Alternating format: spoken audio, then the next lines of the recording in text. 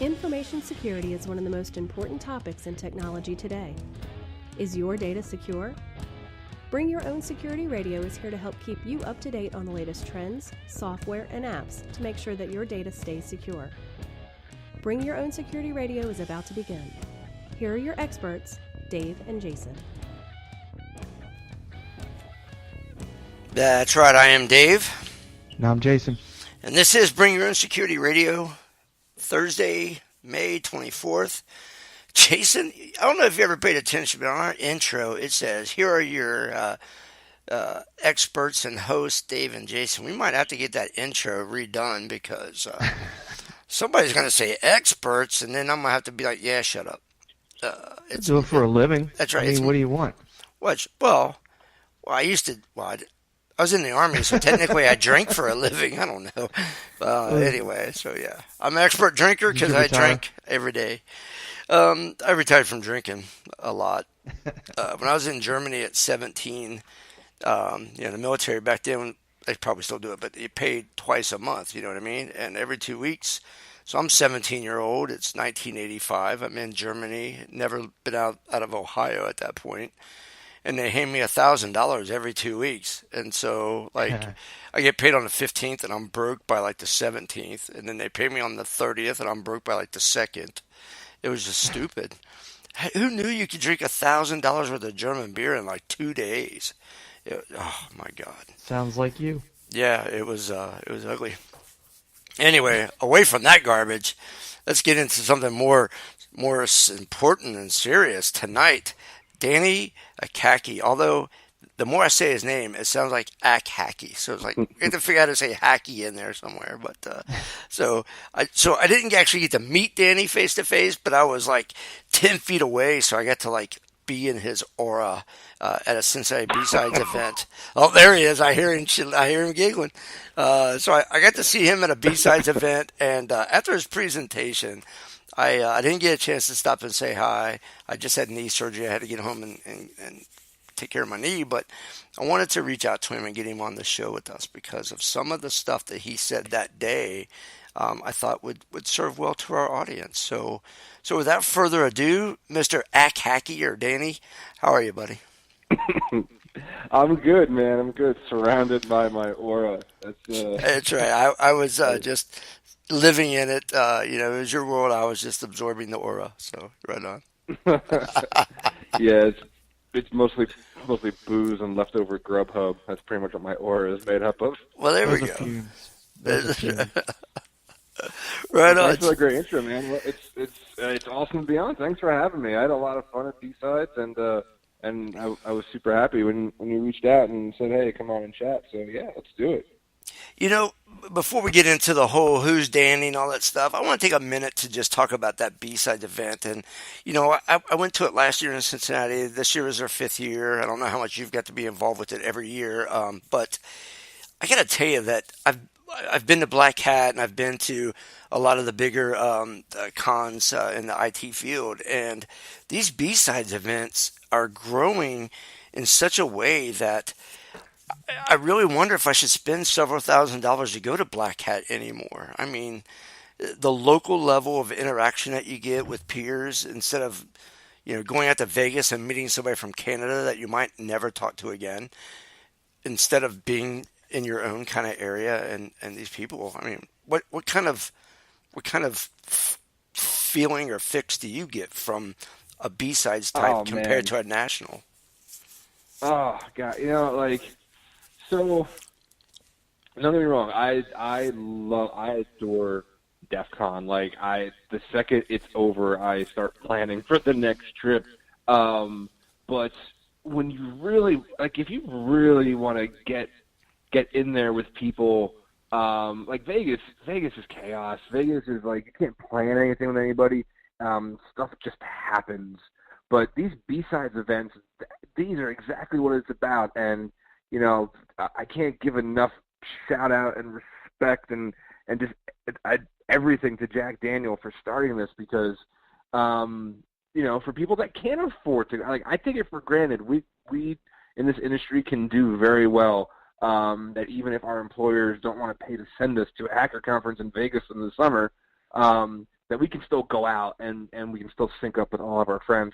But to have something that you know is going to be local to you, that you can go for, and it's like some of them are free, some of them are super cheap just to get a ticket to go, and you still have the same quality of people, you still have the same quality of talks in a much smaller venue, and you can actually have conversations, and you're not dealing with a billion tourists and that kind of thing.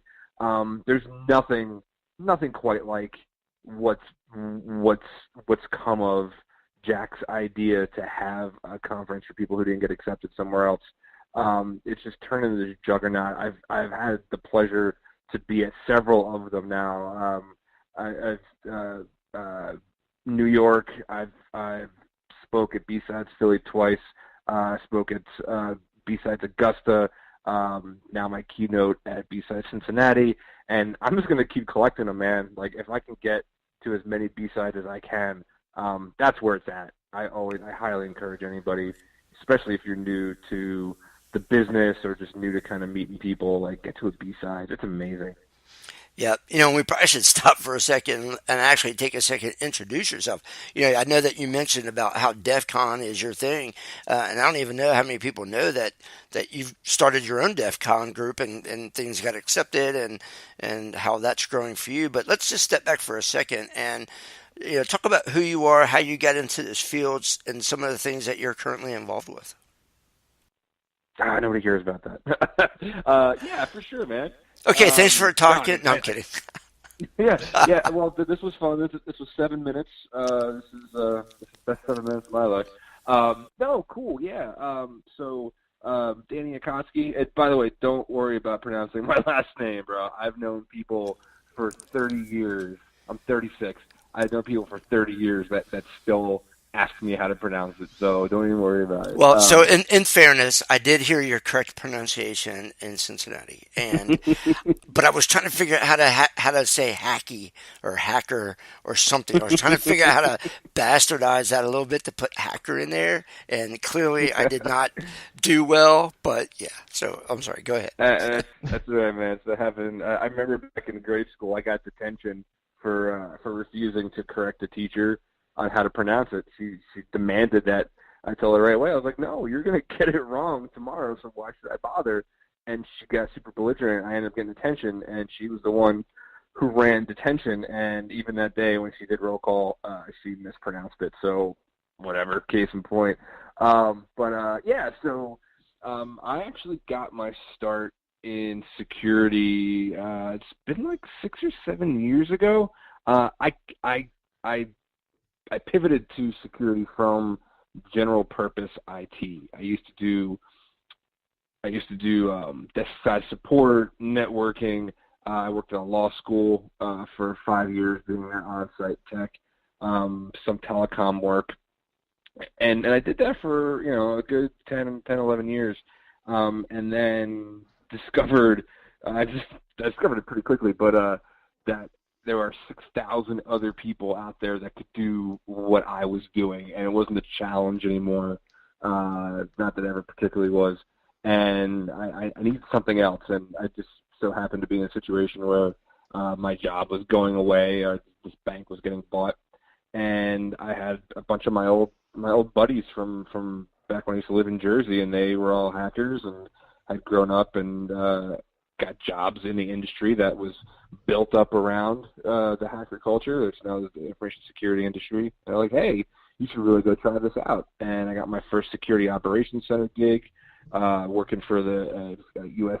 Food and Drug Administration, and saw what an abject circus that was. And then decided to swing for the big leagues. I'm a huge fan of Kevin Mandia, who now runs FireEye, but at the time was the CEO and president of Mandiant, and I got to be a big fan of his. I wanted to learn from him. I remember thinking, I'm so impressed with this guy. I'm going to work whatever company he built. I want to go work for him. So long story short, and I told this whole story at my keynote. People can go check it out. But long story short, I ended up working at Mandiant. and then from there went to GE Capital down south in New Orleans, and then back to Mandiant and Bank of America, then most recently with Squirrel. Now work for a cloud provider. I don't speak directly for them, so I always hesitate on calling them out, but I've had a really great run of just some really cool companies, a lot of great teams that I've been really lucky to learn from, and I love every second of it. I especially love the community that is built up around it. Like the business end, I always say I could take it or leave it, but it's the friends I've made, it's the colleagues I've made, it's events like DEF CON, it's events like B-Sides that really keep me going, that like leave me inspired to actually care about what I'm doing. So yeah, that's kind of my run in security so far. And you mentioned DEF CON and local DEF CON groups, which is also a really cool thing, thanks to guys like Jason Street. I run my own local DEF CON group out here in Lehigh Valley in Pennsylvania, and it's DEF CON 610. And that's been awesome. We started out as just a little security meetup with just me and a couple other idiots, and then we've grown. We have, at least 100 and some people in our meetup group, and we just do projects and think of, cool things to do. Like right now we're writing a bar crawl CTF where we can do a walkable bar crawl here in Lehigh Valley in a city called Easton. And we're going to put little Raspberry Pis at different bar stops, and you can go capture those flags, and tells you where to go next and that kind of thing. So those are some of the projects we work on. Like local DEF CON groups are just a really great way to bring the hackers out of the woodwork in your local area, or even people who are just semi-curious. Like we take all comers. So just one of the side projects that kind of keep my batteries charged when the industry itself wants to drain them. Yep, for that much I know. I'm in the healthcare field. Jason is in the government world of some 3 and 5 letter agency things, and Some of those. I don't know. I think he collects UFOs or some shit. I don't know, but I understand when you talk about draining. There are days that. Anyway, so yeah, it's a. No, you go right ahead. I just blabbing along. There you go. Somebody take that turn. Well, I get so much that there's so many topics that in an hour it's like, dude, I only got you for an hour. It's almost hard not to. I don't like having just a bunch of questions and answers. I like to be able to talk to people. Yeah, for sure. But in some of the stuff that I was reading about you and what little bit I got to learn during your keynote about some of the things that you're doing and why you're doing it. And I've been watching your Twitter feed since that time. And you asked an interesting question just a few days ago that I want to throw out, and that is.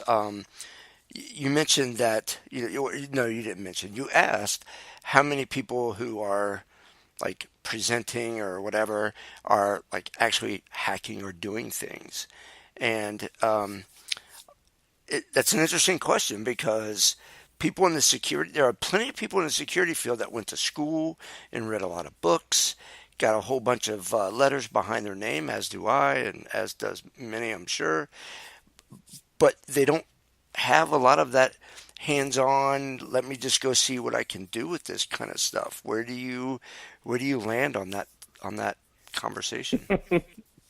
without hurting people's feelings, I know, because I know. But... And as soon as you started saying, there was one tweet you put out, I knew exactly what you were going to talk about. That was, and listen, so I love Twitter. For any of your listeners that aren't on it and are either aspiring to be in this field or already in it, the question I get most often is like, where do you go for your resources and your security news and how do you stay up to date? And I used to have a bunch of different blogs and websites, but now it's Twitter, man. It's been Twitter for the longest time because like the security industry and the hacker community have built their own little microcosm on Twitter, where you can get opinions and you can get papers and you can get experts talking to each other and will talk with you via, direct messages. Like, it's just this amazing experience of anything you want to know about, anything you want to learn, anything you're curious about. So I'm on Twitter a lot. Not all of it is super helpful. Sometimes I'm just venting, and that was kind of one of those where I forget myself and just vent for a second. I can't speak for other industries because I'm not, a doctor. I'm not a chef. I'm not whatever. But you definitely get a high propensity for people who come into this industry new, and they come from a different area, or they're switching over, and they have grand ideas, and they read a lot of books, and they listen to a lot of talks, and all of a sudden you see them out there regurgitating somebody else's ideas, or somebody who speaks with authority on something, who may have really not ever done, they haven't cut their teeth. They haven't actually done the work. They know theory. I've read a lot of security books. Like, I'm sure I could write a talk about a subject just based on books I've read, but I've never had my hands on the keyboard for that specific thing. Or when people have come into this industry and think they can fix us. I've gotten that a lot. I've gotten that from quite a few different people who come in and they're just starting out and they have all these really great ideas, or think they do, and well, here's what's wrong with your industry, and it's just, you just have to do this and you just have to do that. So yeah, and it's easy to get carried away for some of these people, I guess. I know I personally don't ever go and give a talk, or don't go on a podcast or a radio show and open my mouth about things I don't know anything about. And it's disheartening to see, and you kind of roll your eyes after a while. But those people are obvious to a certain extent, and you just kind of know to let them do their thing, and just ignore it and go forward and find the actual people who know what they're doing, who have put the time in, who have actually proven themselves. So we have our fair share of charlatans in this industry, and the more you learn and the more you do and the more you practice, you start to see them pretty quickly. You just hope that they don't have, an influence on other people who don't know as much and think, oh, this person knows what they're talking about, only to come to find out they're just playing a role. So yeah, you caught one of my more curmudgeonly tweets that day.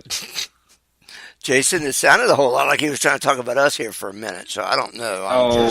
I'm just Mr. saying. Paranoid.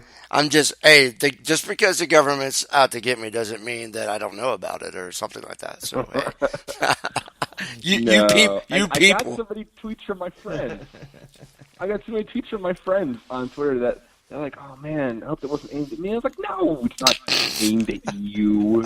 The people who I'm talking about are so self-absorbed they would never have the presence of mind to say, "Oh, is this me?" No doubt. Well, yeah, Dave's shaking in his boots, man. I know. I'm like, wait a minute. How did he know? I mean, I only waved at him in the audience. How did he know? That tweet really brought out the people with that really heavy doses of that imposter syndrome. I'm like, oh, shut up. I'm not talking about you. Yeah, we've done a few where I've inadvertently have maybe described a guest or a topic or something and used very specific words, expert or here's the truth, or whatever words I've chosen to use. And whoo, man, it's like, let me get my asbestos panties on because I'm getting flamed hard. Yeah, and then there's just the same people out there that have the word wizard or ninja in their title, guru. But what I found is with most of the charlatans, and you deal with people that really get defensive when it comes to this stuff, is usually the people that are more of, let's just say, a hobbyist. Say they're not somebody's not doing something professionally. Right, yeah, exactly. Oh, that's cute. You wanted to study this. Oh, okay. And now all of a sudden you're out there presenting yourself as some kind of subject matter expert because you all of a sudden have a fun hobby and you want to call yourself whatever. That's the big thing here. It's people that don't really have any issue with hearing any of this. Those are the people that just could care less because they've been there, done that. Right. Yeah. It's that's one of the negatives of this industry. It's not. I want to say it's not a big one. Not that it's not a big deal, because it is. Because your blood boils sometimes when you see these people just like professing to be something they're not. But it's not a big part of this industry, as in like there's not a huge subset. Like that's not the norm. It's just one of those little itches that you need to scratch sometimes and yell about it. But for the most part, like you will always see the people who really know what they're talking about and are willing to teach and are the actual experts because they've put the blood into it, they've put that sweat equity into it, those long hours, and are really dedicated to their crafts. Yeah. So the whole charlatan thing, that's thankfully not a huge part. It's not all we are by any means. It's like a millionth of a point of percentage of the people that you're going to find here, but they tend to be the loudest sometimes, and they tend to be the most attention-seeking. So what are you going to do? I during recent spate of interviews as the IT department I work for, we've expanded with new positions. And during the interviewing process, I've asked questions instead of the standard interview questions. I've asked how many times have you inadvertently shut down a network that you didn't mean to shut down, or unplugged the wrong thing? And I really feel like I get a good feel for somebody that's putting their hands into it, because if you've been in this field 5 years or more and you haven't just flat out screwed something up, you probably really haven't been responsible for much. Yeah, because I've been that's just like our buddy. God damn it! I have a train wreck in my head here. Well, our buddy Doug Logan was saying as well when we were talking about how he would interview people and just throw basic stuff at them, like how do you figure out which directory you're in Linux? What command is that? And you it's surprising. You get all these people that have all these accreditations and have this and that, and they say, "Oh, I've run everything from a SOC to this, that, and the other," and it's like, yeah, how'd you do that? Yeah, there's that's also one of these things that those can be monsters that we made. Those can be monsters that are made by recruiters and by outlandish job requirements, where you have people that start buying into the hype of these certifications will get me these gigs, and that's all I need to know, and I just need to be book smart to get this stuff. And then you get them there, and unfortunately for them, it's not because they're bad people. It's not because they're idiots or whatever. Yep. They had unrealistic expectations of what those things would achieve for them. And then you get in front of a real interview. But then again, we also have a problem in this industry of expecting too much out of people, these entry-level jobs, and they want 4 or 5 years of experience. That's not entry-level. 4 or 5 years of experience. Put this in perspective. I've only been in security for 7. Well, perhaps so, but I think the way I view things, and I know that Dave is somewhat in agreement here, but typically when you see security, it's usually somebody that rose in the ranks from another place in IT. I know that's where I came from. I know that's where Dave came from, and had overall experience, because without having a little bit more experience than just going through cybersecurity or going through this, that, having some knowledge of hardware, having knowledge of software, it really augments somebody to be in a security position with that background. Right. And it's a lot like, Danny, like you talked about during your intro of, coming up and starting in different areas. I think you know, being a generalist at times in the IT field is an aggravation and or some people think a detriment to their resume. But I think if you really want to be a good security person, you have to know how networking and DNS and the hardware and other things Yeah. work.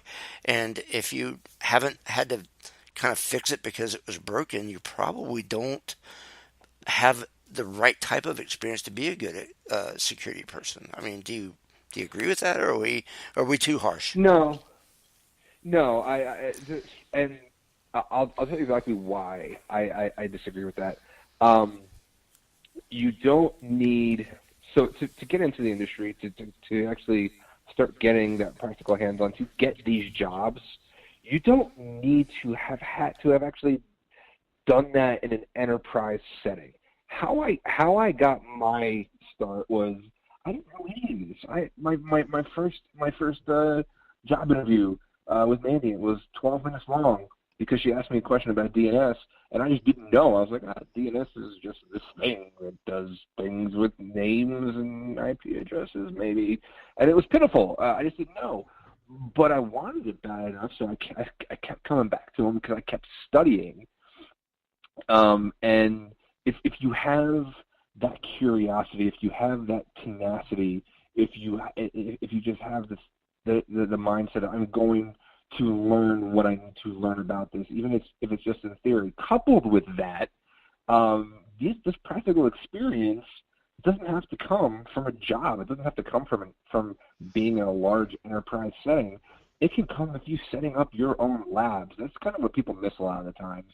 That they think they can memorize answers to questions when you just really need to get some keyboard time, and you can do that with just setting up VMware Fusion and like creating creating a forest, creating your own network, make some subnets, make some firewall rules, make some IDSs. There's a great book by Tony Robinson, DA667, on building your own virtual machine labs. Like, that's the experience that you can get doing that.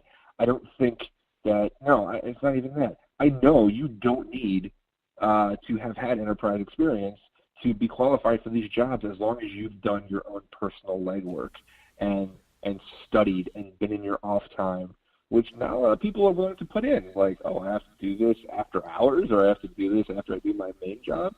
Yeah, man. Like, you have to experience it somehow.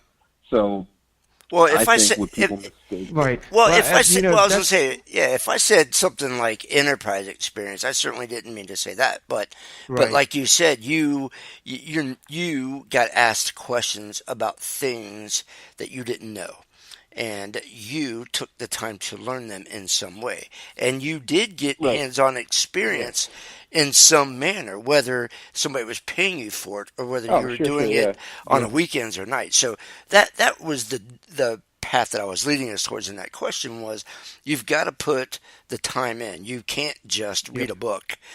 You've got to do something, and whether somebody's paying you for that something or not is actually Most immaterial. often not. Right. Yeah, Yeah. and Well, then yeah, Yeah. it's and immaterial. then the other part to that is when you're dealing with things outside of security, you start to realize how security wraps into these other things. That's Hmm. another reason why I mentioned going through other backgrounds before ultimately ending up in security, and not just going Sure. straight into security, knowing nothing about troubleshooting uh, techniques, just a lot of stuff from where you worked all that backwards first, and then Sure. There forward. was Right.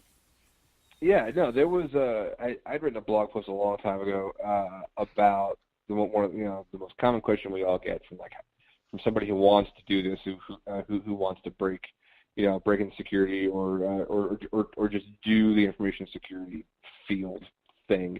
And first my first bullets is do something else first. While of all the things that I've learned, it's things like having to install Office a million times on people's computers. Like, that's valuable. You might not think it's valuable after the first 6,000 times you do it, But you can parlay that knowledge into knowing how certain versions of software work, what kind of bugs they might have in them, what kind of errors they might have, or Yeah, precisely. Or when I was doing firewalls, right? Like when I was my first networking gig that I had, it was a lot of just copy pasta of firewall configs because I worked for a large retailer and we rolled out, routers and switches and we're just copying the same config over and over again. But if you paid attention and actually read the config, you can learn about stuff like, ACLs and that kind of thing. Yep. And that is security. A lot of people don't realize that a lot of things they do, even your typical sysadmin does security on a daily basis, but just might not realize it. Yeah. Sysadmins make the most dangerous hackers, hands down. No, because you're right, they do. They are. By the way, a big shout out to a couple of my buddies that run the Iron Sysadmin podcast. You guys should check that out. But yeah, because say you're a red teamer, or a red teamer, pen tester, or whatever. Like, cool. Once you get in, do you know how to navigate these systems? Do you know where their holes are? Do you know, like you said in the very beginning of the show, like, do you even know how to switch directories or find out which directory you're in, that kind of thing? Do you know how to set cron jobs? Do you know how to play that to your advantage and that kind of thing? So if you're coming from a sysadmin background, like I've had a lot of sysadmins ask me how to get into this industry, and I'm like, you've been a sysadmin for years, like you're already more than halfway there, because once you pop that shell, once you get in, or even coming from my area of expertise is not red team. I've talked about it like it is, but my area of expertise is on the defensive side. So how do you defend those things? You can't defend or attack anything that you don't know how it works. You can spray and pray all day long, but to be really good at either of those things, you can't do it unless you know how something works. Sysadmins need to know how everything works in depth. So they're super dangerous. I'm scared of sysadmins. Yep. I need to take a quick minute to remind everybody who we are. We are Bring Your Own Security Radio here on the iHeartRadio.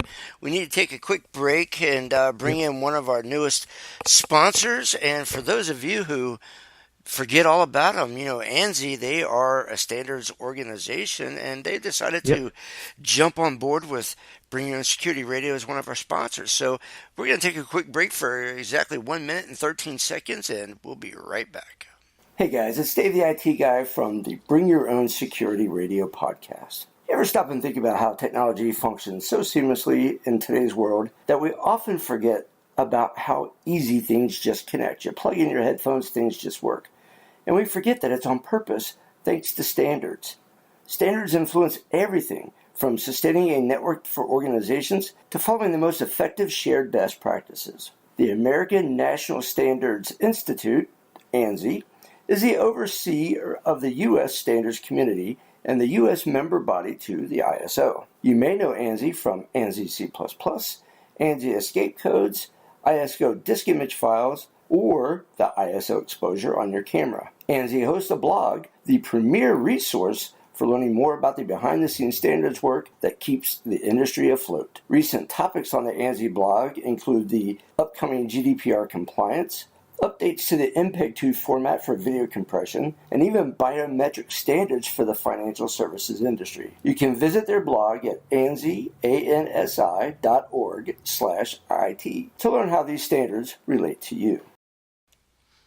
All right, well, we're back, and again, thank you to the ANSI organization for deciding that Bring Your Own Security Radio was somehow the vehicle that they wanted to use to get their message out. So thank you, and good night. I hope it works. I don't know if you're a Washington Capitals hockey fan, but when the Capitals won their game the other night, their announcer was like, good day, good night, and good something. I mean, the guy just was like good something for like 5 minutes. He was awesome. What a great hockey announcer that guy is. So, anywho, I digress. So it sounded like for a minute, and I'm kind of glad that commercial came in when it did, because it sounded like all of a sudden we were like telling Danny to just shut up. You're not right. But the reality, the reality is that we all actually were saying the same thing. We were just saying it in a different way, because Yep. I agree. Yeah, I don't really give a damn at all how you know what you know, as long as you actually know it. And yes, you can start by reading a book. Like you said, somebody asked you questions about DNS. You were like, okay, yeah, 3 letters, alphabet. Yeah. And you had to go learn. So you read about stuff to get you started. But reading it didn't teach you how to manipulate and secure it and to do the other things, right? Right. You kind of had to plug it in and do some stuff, right? And that's the one part of the caveat that I was referring to, is you're going to see a different outcome from a different. So when a situation happens, I believe that the reaction's going to be different. The reaction. Right. Oh, yeah, I get you. Yeah, like how that person's going to handle that situation, when something happens. And that goes into the whole like analyst mindset of we all come from different backgrounds, we all come from different sets of experience, we all have different spidey senses about things, and that's cool. That's the way it should be, and that's how you build really great teams that are diverse and experienced and analytical wizardry. But the trap people tend to fall into is that when you do that, they always, the wisdom when I first started was, it's not how you came to something, it's that you all got to the same conclusion. But forsaking passing on your analysis methods to junior people, right? Like, that's awesome that we all come from very diverse backgrounds, but those need to be shared more. There could be a lot. One of the biggest problems we have in this industry as a community is, when it comes right down to it, sharing of how you got to this. Like, well, how did you think about this? And I say one of the biggest problems that we have, not as a community, because the community is awesome, because we just talked about B-Sides and DEF CON and all these different conferences, but at the industry level, in your day jobs, in these siloed departments that we find ourselves in, where you can't get answers from one department to the other, and then you have to deal with these egos every day of like people who think they're hot, and then they don't want to like share their secrets and that kind of thing. So when I say we have a sharing problem, I mean down at the industry daily job type level, that I think we have to do a better job about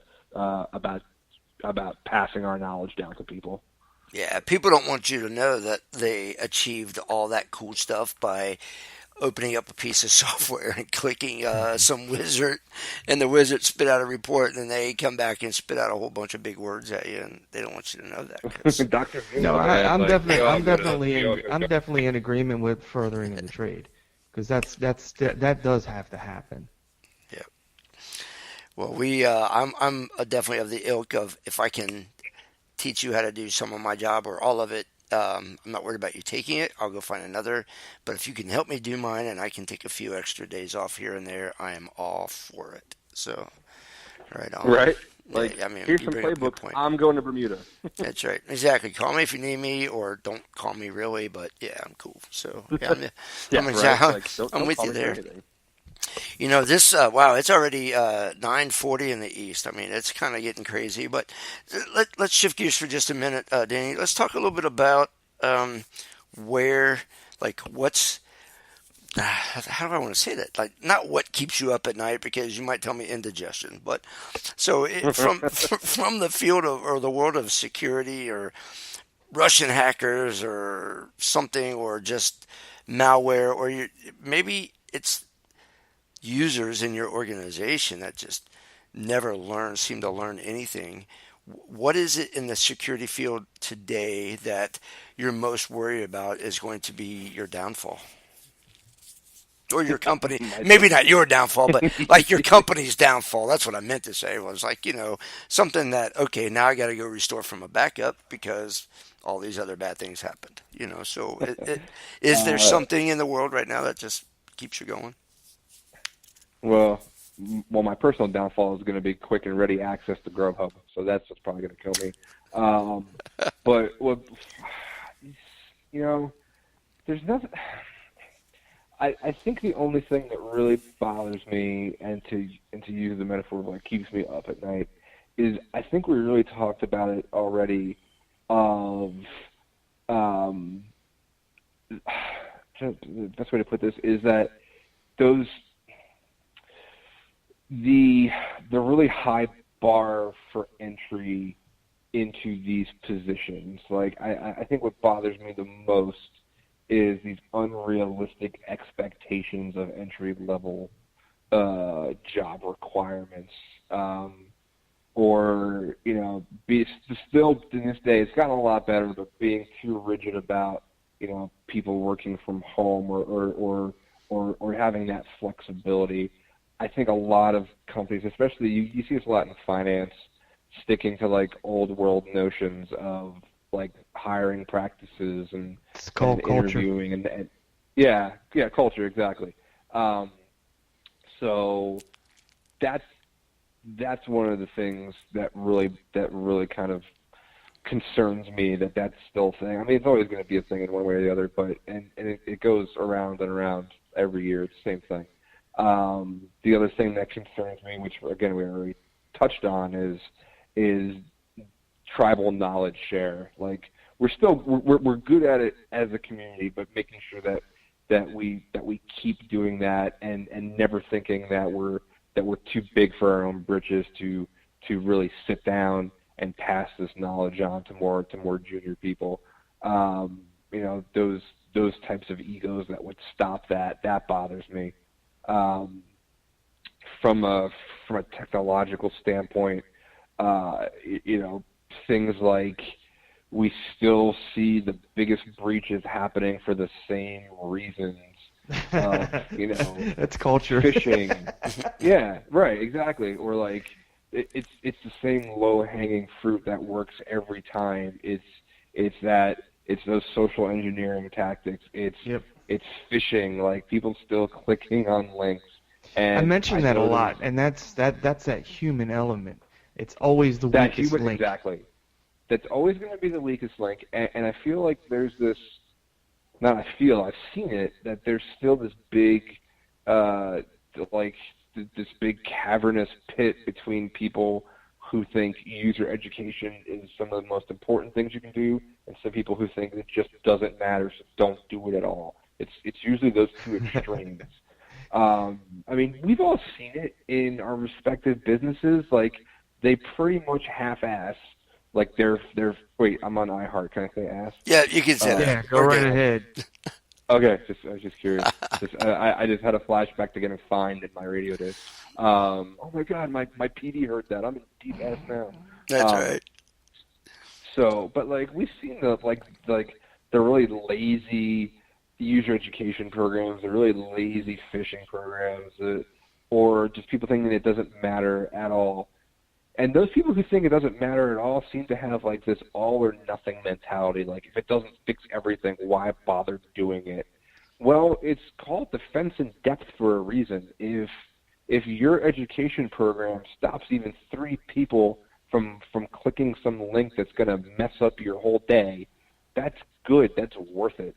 So, that's probably one of my ultimate answers, is that it's always, no matter what we do, how hard we work, how smart we are, how awesome teams we have, how much money we spend on big boxes, there's always the human element that's going to screw it all up for you, no matter how hard you work. It's kind of like you can make something idiot-proof, then we just build a bigger idiot. Not to say that users are idiots, because I hate when people talk down about users. But I use that phrase to illustrate that it's always going to be an uphill battle. It's never going to be easy, but then therein lies some of the fun. I realize, like, if it was all easy, I wouldn't be doing it. So that's kind of a double-edged sword. But yeah, there's always the human, but the human can be teached. There you go. You can be taught. He can be, teach. The human can be taught. That also reminds me have of to teach people that you were talking about, people half-assed. So I've worked with people that have just written policy and just said, oh, that's good enough. We're just going to write policy and that's what's going to work. No enforcement, no stakeholder buy-in, no nothing, and you just watch it go to hell. Yeah, and I think, and that actually brings up another really good one of putting an emphasis, and I was guilty of this up until very, very recently, of not putting an emphasis enough on actually learning the business that you're defending, because eventually you have to sing for your supper to your executives, right? And it's not just and it's being able to explain very technical things in a language they're going to understand, which mostly is like risk. And that's your risk? That's going back to that institutional knowledge I was talking about. It's good for it's good for a junior level person to come in and learn that, but you're not going to automatically just run with it. You know what I mean? That's where I'm referring to going through that industry a little bit before security actually preps you for a lot of what you're going to learn about translating technical pieces to management speak. Yeah, Is the next level. One of my favorite books that I've recently read over the past year, which I'm actually going to read again because it was just that good. It's called The Hard Thing About Doing the Hard Thing. It's by Ben Horowitz, who was a part of a lot of like the early .com like huge things. I forget, some music services or whatever, but he writes, it's pretty much his memoirs about those .coms and those startups, and a lot of them were like technical startups, like music services and that kind of thing.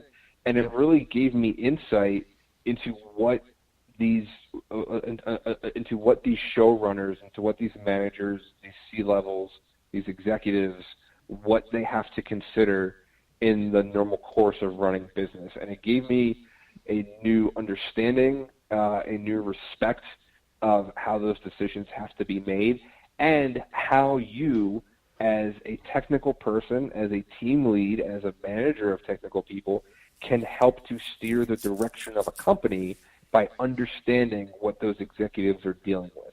Now, are some of them still going to be morons and are going to do the wrong thing no matter what you tell them?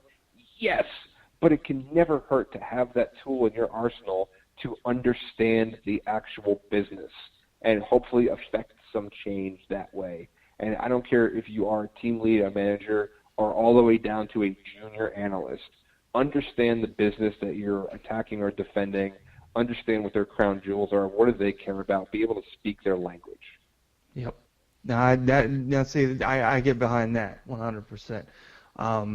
But what I've also seen, and I've seen this trend over the past few years, where we're watching kind of a change of the guard. So you're actually watching a lot of C-level people leaving a lot of organizations, and you're seeing these folks with security backgrounds backfilling those spots. Now, that's a huge advantage when you start to look at that from the big picture.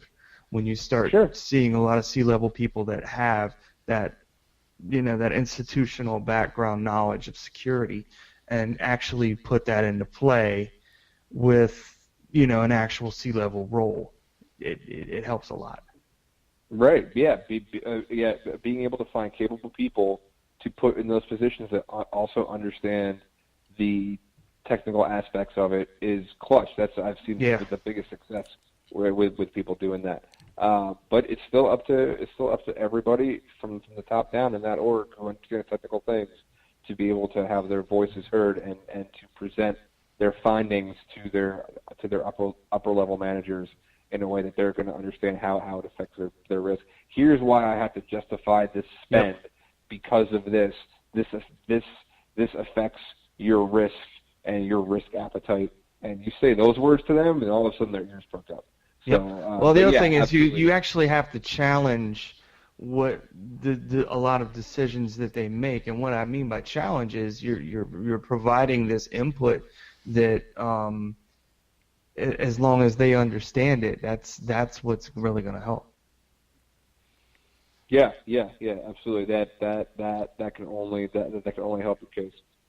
Well, Jason, I can't believe that you've seen that kind of trend for the last couple of years because you've been in government work, and so that just can't be possible that you've had people No, it that are actually actually making is. intelligent decisions. So I just don't believe you. But I do happen to know some people in some other places.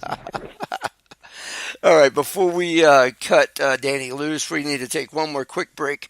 We're going to bring our friends from BitTrust onto the air with us for about 50 seconds and let them tell you a little bit about what they do. We'll be right back. This is Bring Your Own Security Radio. Want to take advantage of the growth of Bitcoin, but you don't know how? Are you looking to add Bitcoin to your retirement account? The crypto world is confusing. How would you even get involved? BitTrust IRA helps you seamlessly and securely add cryptocurrency to your investment portfolio. Their team handles the entire process to make it easy. You can download your free copy of their cryptocurrency IRA Investor's Guide at bitrustira.com/podcast. That's bitrustira.com/podcast.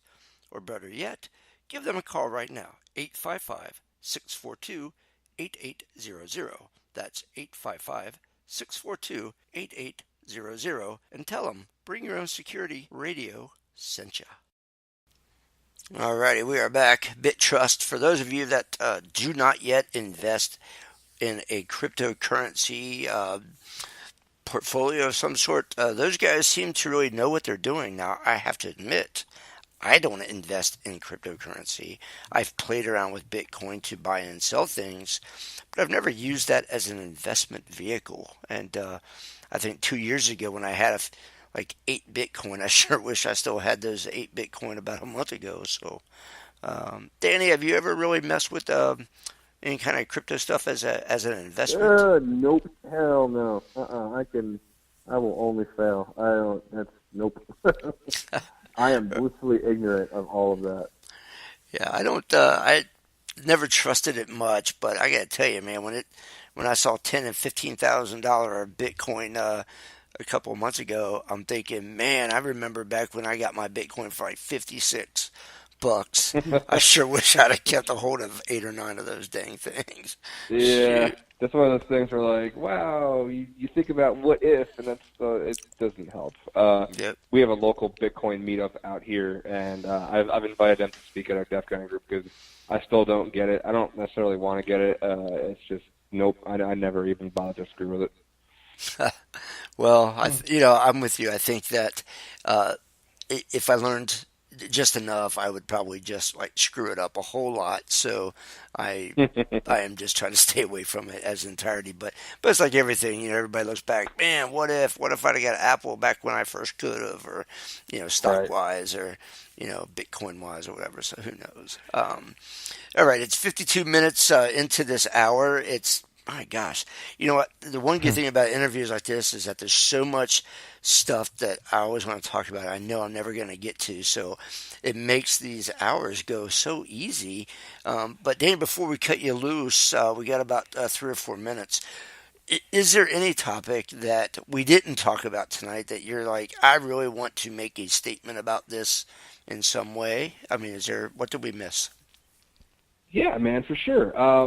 It actually goes into I'm going to be speaking at Circle City Con next week, and the topic is mental health in information security. So building on all of these things that we've been talking about, just the industry itself, it is stressful. It is we are in a very high stress job, and just a lot of us, our personalities in general, internalize a lot of this, and we have a lot of people out there really hurting, whether it be depression, anxiety, addiction, whatever. So about 2 years ago, almost now, I started a website called infosanity.org, and I started collecting stories from people about what mental health challenges they might be facing, what mental health challenges that they might know people who they're supporting. So I just made a website. I started collecting stories. I started a Slack room and a Twitter just to have at least one place for people to go to like vent about what they're going through and that kind of thing. So my talk at Circle City centers around my struggles with it and why I started this, what I've learned in the interim, and hopefully just hearing some war stories from somebody else who shares maybe some of the problems other people are going through. Maybe that begins to heal some people a little bit. So that's kind of one of my side pet projects that I try to keep up with as much as I can, being one person. But yeah, for anybody who is in that area or going to be at Circle City, I speak on Friday afternoon. So hopefully see a lot of people out there. And if not, just head over to infosanity.org. Head over to the Twitter account. It's at infosanity.org. Send me a direct message on my Twitter. If you want a story to share, I'll be happy to put it up on the website. Nice. Yeah, there's definitely probably a larger than what we all believe segment of IT. I mean, of course, just because we're IT people, we're still human, and all parts of life will affect us. And you add the stress of, oh my God, if somebody clicks the wrong freaking phishing email, I'm going to spend the next 3 days with no sleep trying to fix stuff. Certainly adds a lot of stress to people. So nice. It's good. Yeah. Good for you to address that topic and somehow try to get it out into a forum where people will just talk about it and not worry about what everybody else thinks, because that's awesome. So Yeah, and yeah, go ahead. Sorry. No, I was just going to say we can never have too many people talking about it. So anybody else, and there's other people who have done great work in this, especially in the burnout area with Jack Daniel, Jason Street, Amanda Berlin, the guys on the BreakSec podcast. There's a lot of people doing the same things that I'm doing, but we can never have too many people doing it. So hopefully inspire somebody else to contribute. Right on. And you started to mention it, but you're involved with a lot of other stuff. I mean, like you've already mentioned, you have a day job. You are speaking at different cons. You started InfoSanity. But you and a few other guys, and I think girls, get onto video and do your own type of video cast type of stuff. So talk a little bit about that, where the people can find you, and the type of stuff that you guys talk about. Yeah, for sure. They would all shoot me if I didn't mention. I am 1/6 of the Rally Security podcast. We're at Rally Security. You can find us on YouTube, youtube.com/Rally Security, and we're on Twitch. We stream live on Twitch every Tuesday, and we're up on iTunes Podcasts. And we're just we are a security geared podcast, and we talk about all manner of things. We do a lot of interviews. We've been trying to do at least a monthly thing on mental health and that kind of thing. But it's me, Ben Heisey, Malware Jake, Ms. Bat, Oscar on, and a Jedi Day. So yeah, we do it weekly. We do it every Tuesday, 7 p.m. Eastern. And you can check us out, like I said, on Twitter at Rally Security. And as always, I am on Twitter an unhealthy amount, really. But it's the easiest and quickest way to get a hold of me. I respond to everybody. I love talking to people. I love meeting new people. So you can follow me on Twitter at danny-akacki, DAKACKI. Nice. Well, I know that I watched one of your last video /podcast where all of you guys decided to hide behind hand sock puppets, and what a circus that was. But it's fun at least to even if you're still talking about the same type of topics, to try to have some fun with it, because that's right, because this stuff can either be really stressful and exciting, or it can be dry and boring as all get out. I mean, it really can be. So yeah. But yeah, that was fun for me to watch. Yeah, I mean, I enjoyed watching it. So, but I had to go back and watch other podcasts because I had to see who you guys actually were, because everybody was hiding behind their sock. So I had to go and start putting some faces with names and voices. But no, good stuff. So, So you talked about rally security. You talked about InfoSanity. You've booked. I was trying to make sure we didn't miss anything because we are just about out of time. So we got about one more minute for you, Danny. So DEF what CON. else? DEF CON. Yes. Go right ahead. DEF CON. I run a contest at DEF CON called Whose Slide Is It Anyway? It is an old contest. There was a bunch of cons that do something similar. They've done it for years and years before I ever started doing it. But we create a bunch of random slide decks, and then we have contestants to come up to present on the decks having never seen them before, and you get to do it in front of a crowd at DEF CON, and technically you can say that you spoke at DEF CON just by playing our contest. So you can follow us on Twitter at ImprovHacker, and that's the Twitter account for Whose Slide Is It Anyway for DEF CON. We also did it at Derby last year. Hopefully we can come back to Derby and do it again. But it's super fun, and we give out a lot of really great prizes. We have sponsors like Red Canary and the Core Group, Tool. We got a whole bunch of sponsors coming on. But it's a really fun contest. You can find us at DEF CON, probably running Friday and Saturday night around 7 o'clock. So come out, come sign up, come present, and do your best improv with some really, really twisted slide decks. It's going to be a lot of fun. Nice. Well, that's it. That is all the time that we have. We can never seem like we have enough time for anything. Never do. But it's great. Danny, I'm going to do you, all joking aside, danny-akacki, it's been great having you on here. I'm still going to try to figure out how to say your name with hacky in there somewhere, but in all joking, we really do appreciate you jumping on and sharing some of your wisdom. So thank you. And for the rest of you, next week, Thursday night, 9 p.m. Eastern, as always, we'll be back starting next week. You can also find us on Spotify. And if you have an Alexa, you can just tell Alexa to enable Spreaker and go find the Bring Your Own Security. And you can let Alexa read either the transcript of our show or it'll just play the MP3. So we'll be on. Or look for Dave. That's right. Just go look for Dave. That'd be interesting. I wonder what it would find. So go check us out on Spotify and on your Alexa starting next week. Until then, I'm Dave. I'm Jason. This was Bring Your Own Security Radio. Good night, everybody.